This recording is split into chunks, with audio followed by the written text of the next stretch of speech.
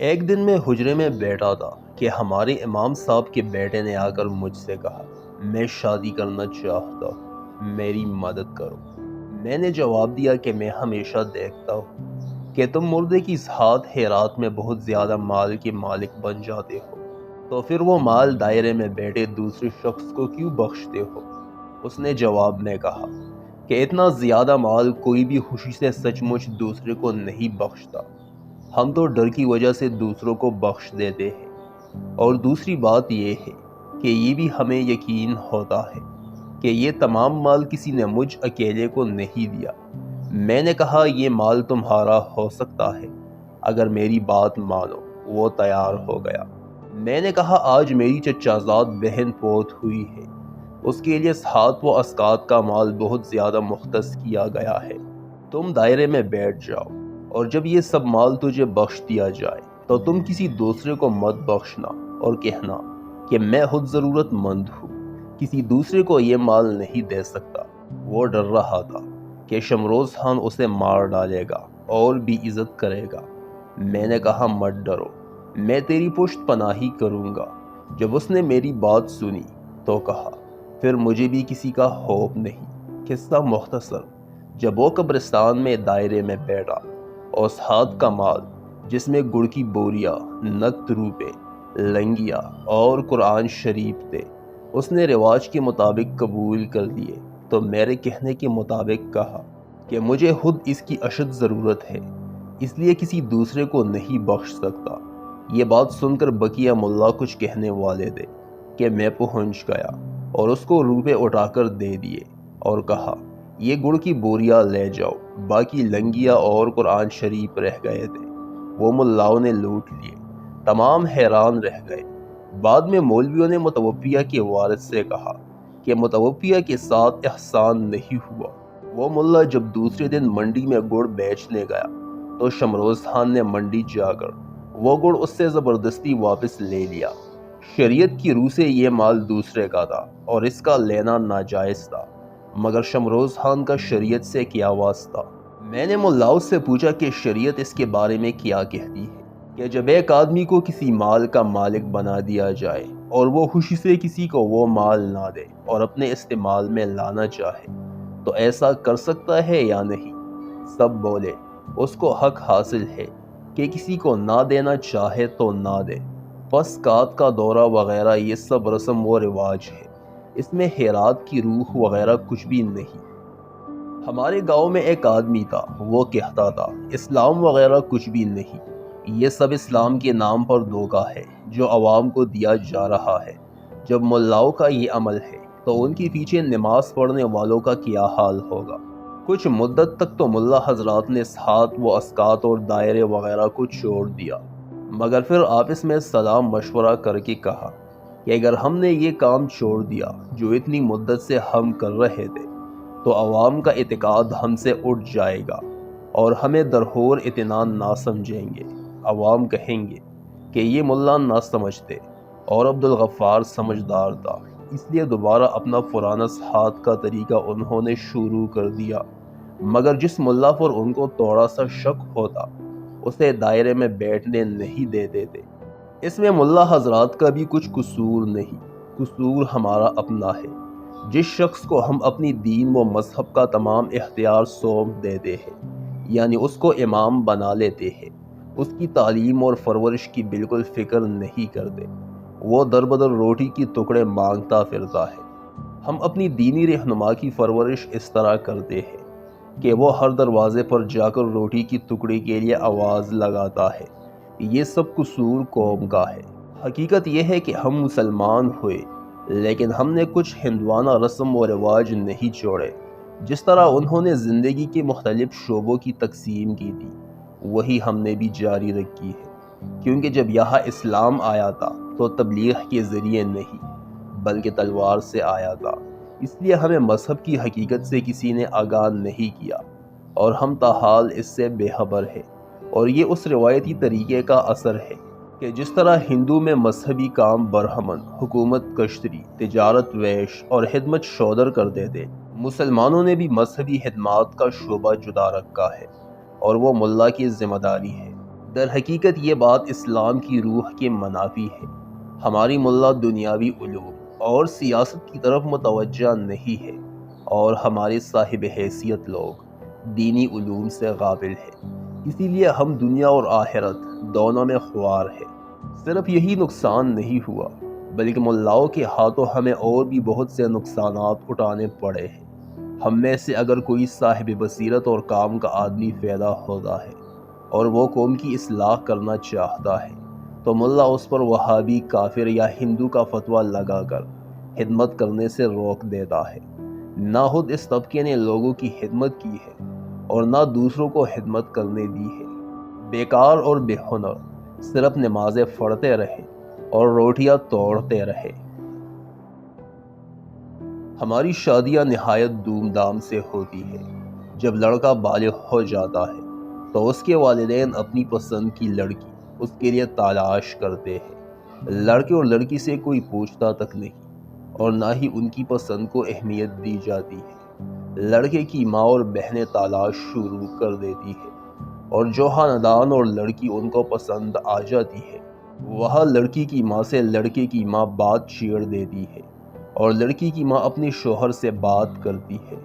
جب فریقین راضی ہو جاتے ہیں تو لڑکے کے گھر سے چند خواتین جا کر منگنی کی رسم ادا کرتے ہیں۔ اس موقع پر پٹھان ہوا، خواتین ہو یا غریب، ہر ایک اپنی حیثیت کے مطابق بہن یا بیٹی کی عوض لڑکے والوں سے نقد روپے لیتے تھے۔ نابالغ لڑکیوں کے رشتوں کا بھی رواج تھا، یہاں تک کہ شیرخوار بچوں کی منگنی بھی کر دی جاتی تھی۔ بعض اوقات ایسا بھی ہوتا تھا کہ ابھی لڑکا لڑکی پیدا بھی نہیں ہوئے اور ان کے والدین باہم عہد و پیمان کر لیتے کہ ان کے ہاں اگر لڑکا لڑکی پیدا ہو تو ان کی شادی ایک دوسرے سے کر دیں گے۔ اس قسم کی لڑکی سے پھر کوئی شادی نہیں کر سکتا تھا۔ جو لڑکے اور لڑکیاں بچپن میں ایک دوسرے سے منسوب ہو جاتے تھے، جب وہ بالغ ہو جاتے تھے تو ایک دوسرے کو ناپسند کرنے کے باوجود شادی کرنے پر مجبور ہوتے تھے۔ جب شادی کا آغاز ہوتا تو عزیز و اقارب اور محلے کی لڑکیاں شادی سے کچھ دن پہلے ہی لڑکے کے گھر میں اکٹھی ہو جاتی اور گانا بجانا شروع کر دیتی تھی۔ رات کو جب یہ کام کاج سے فارغ ہو جاتی تو گھڑے اور تال بجا کر عمدہ عمدہ ٹھپے گاتی تھی۔ مجھے لڑکیوں کا یہ گانا بجانا بہت پسند تھا۔ شادی ہر ایک کی اپنی حیثیت اور استطاعت کے مطابق ہوتی تھی۔ خواتین کی شادی میں بہت دھوم دھڑکا ہوتا تھا، بہت چاول اور پلاؤ پکتا تھا۔ عزیز و اقارب کئی کئی دن تک لڑکے کے گھر رہتے تھے۔ عورتیں زنان خانے میں اور مرد حجروں میں ڈیرے ڈالے رہتے۔ جب بارات جاتی تو ہوائی فائر ہوتے، غرابین داغی جاتی تھی، آتش بازی چھوڑ دی جاتی، طوائفیں ناچتی تھی اور لوگ ان کو روپے دیتے تھے۔ شادی کے موقع پر اکثر نیزہ بازی ہوتی تھی۔ لوگ نیزہ بازی کے لیے عمدہ گھوڑے پالتے تھے اور نیزہ بازی کی مشق کرتے تھے۔ نیزے کے کونٹے پر روپے رکھے جاتے تھے اور جو بھی کونٹا اکھاڑتا وہ رقم اس کو انعام میں ملتی۔ جب شادی کا مقررہ دن آ جاتا اور دلہن کا گھر دور ہوتا تو لوگ ناشتے کے فوراً بعد چل پڑتے، ورنہ ظہر کے وقت بارات چل پڑتی۔ عورتوں کی محفل جدا ہوتی تھی۔ ڈول اور ساز بجانے والے باہر گلی میں ساز بجاتے تھے اور خواتین گھر کے اندر ڈول کی آواز پر ناچتی تھی۔ جس دن ڈولی لائے جانے والی ہوتی اس رات خواتین مہندی لے کر لڑکی کے گھر جاتی تھی۔ ان کے ساتھ مشعلیں روشن ہوتی، سر پر رکھ کے مہندی کے تالوں میں شمع روشن ہوتی۔ خواتین تمام راستے گاتی بجاتی تھی۔ ان کی حفاظت کے لیے چند مرد خواتین کے آگے اور کچھ ان کے پیچھے چلتے رہتے، یہاں تک کہ لڑکی کے گھر پہنچ جاتے۔ پہلے مہندی کے تال نچاتے اور پھر وہ مہندی لڑکی کے ہاتھ پاؤں پر لگائی جاتی۔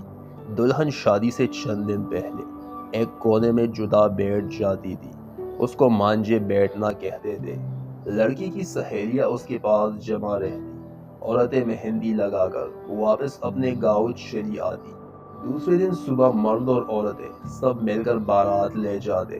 مرد باہر حجرے میں بیٹھ جاتے اور خواتین لڑکی کے گھر میں بیٹھ جاتی۔ مولوی آتا، نکاح پڑھاتا، مبارک سلامت کا شور مچ جاتا، دھوم ڈول بجاتے اور مبارکباد کے گیت گاتے، بانٹ دی مدحیہ اشعار گا گا کر پیسے بٹورتے، نائی لوگ آئینہ دکھاتے اور ہر مل سلگانے کی رسم ادا کرتے۔ کوئی چاہتا یا نہ چاہتا وہ آئینہ دکھانے والے اور ہر مل سلگانے والے کو رقم ضرور دیتا تھا۔ قصہ مختصر، ایک لوٹ مچی رہتی تھی۔ حد یہ ہے کہ مولوی صاحب بھی بغیر رقم لیے نکاح نہیں پڑھتا تھا۔ جب نکاح ہو جاتا تو لڑکا خسر کے گھر میں داخل ہوتا، پلنگ پر کھڑا ہو کر کپڑے بدلتا تھا اور نئے خوبصورت کپڑے پہنتا تھا۔ عزیز و اقارب اور دوست اس کو روپے پیسے اور بتاشے نچاور کرتے تھے اور بچے یہ سب کچھ لوٹتے تھے۔ دلہن کے لیے اپنی حیثیت کے مطابق بڑا قیمتی جوڑا بنایا جاتا تھا۔ دلہن یہ لباس شادی کی رات پہنتی تھی، پھر یہ قیمتی جوڑا دلہن عمر بھر نہیں پہنتی تھی، اور جب مر جاتی تھی تو اکثر یہ جوڑا مردے کو غسل دینے والے کو دیا جاتا تھا۔ دلہن کو ڈولی میں بٹھا دیا جاتا اور کہار ڈولی اٹھا لیتے تھے۔ ڈولی کے ساتھ ساتھ دلہا جاتا تھا، بقیہ بارات اس کے پیچھے پیچھے چلتی، چھوٹے بڑے خوشی سے اللہ اللہ کے نعرے لگاتے تھے۔ ڈولی پر بھی دلہا کے عزیز و اقارب روپے پیسے نچاور کرتے تھے، بارات والے فائر بھی کرتے تھے۔ بڑا ہنگامہ ہوتا تھا۔ جب ڈولی سسرال میں پہنچتی تو مہمان رخصت ہو جاتے تھے، گاؤں کے لوگ بھی چلے جاتے تھے۔ جب دلہن لڑکے کے گھر پہنچ جاتی تھی تو خواتین کی رسم شروع ہو جاتی تھی۔ دلہن کو پلنگ پر بٹھا دیا جاتا اور چند دن تک منہ دکھلائی کی رسم ادا ہوتی رہتی تھی۔ خواتین آ کر اس کا گھونگھٹ اتار دیتی تھی اور اس کو روپے دیتی تھی۔ دوسرے دن صبح لڑکا ماں اپنے ساتھیوں کے سسر کے ہاتھ جاتا، اس کو سلامی کی رسم کہتے تھے۔ لڑکے اور اس کے ساتھیوں کو عمدہ ضیافت دی جاتی تھی اور پھر لڑکا سسر کے گھر اندر جا کر ساس کے پاؤں چھوتا اور وہ اس کو روپے دیتی تھی اور دلہن کے عزیز و اقارب سے اس کا تعارف کیا جاتا تھا۔ پھر لڑکا واپس اپنے گھر جاتا۔ کچھ دن کے بعد دلہن کے رشتہ دار آتے، اس کو 7ویں دن کا پھیرا کہتے تھے۔ لڑکی کی رشتہ دار خواتین بھی اکٹھی ہو جاتی۔ اس دن لڑکی کے والد کے گھر سے کپڑوں کے جوڑے لائے جاتے تھے اور لڑکے کے رشتہ داروں میں تقسیم کر دیے جاتے تھے۔ بقیہ کپڑے دلہن کو دیے جاتے تھے۔ پھر دلہن میکے چلی جاتی اور چند دن وہاں رہتی تھی۔ آج کل لوگوں کو اس زمانے کی دستور اور رسمیں عجیب دکھائی دیتی ہوگی کہ لڑکا اور لڑکی کی شادی بغیر دیکھے بالے والدین کی مرضی اور پسند سے ہوتی تھی۔ چاہیے تو یہ تھا کہ لڑکا لڑکی ایک دوسرے کو پسند کرتے اور پھر شادی ہوتی، مگر آج کل کی نسبت اس زمانے کی شادیاں بہت کامیاب تھی، کیونکہ ان لوگوں کے اخلاق بہت بلند اور پاکیزہ تھے، ان میں سچی محبت اور خلوص تھا۔ یورپ اور امریکہ میں جب لڑکا لڑکی ایک دوسرے کی عادات سے خوب واقف ہو جاتے ہیں تب اپنی مرضی کی شادی کرتے ہیں، مگر ان میں اتنی محبت اور ہم آہنگی نہیں ہوتی جتنی کہ ہمارے ہاں کی میاں بیوی کے درمیان ہوتی ہے۔ ہمیں اپنی کچھ رسوم اور دستور کی اصلاح کرنی چاہیے۔ بہت سے لوگ اپنی لڑکیوں کو رقم کی خاطر بیاہتے ہیں، حالانکہ شادی شرافت اور اخلاق کی بنا پر ہونی چاہیے، نہ کہ دولت کی خاطر۔ جوان لڑکی بوڑھے کوسٹ کے حوالے کی جائے۔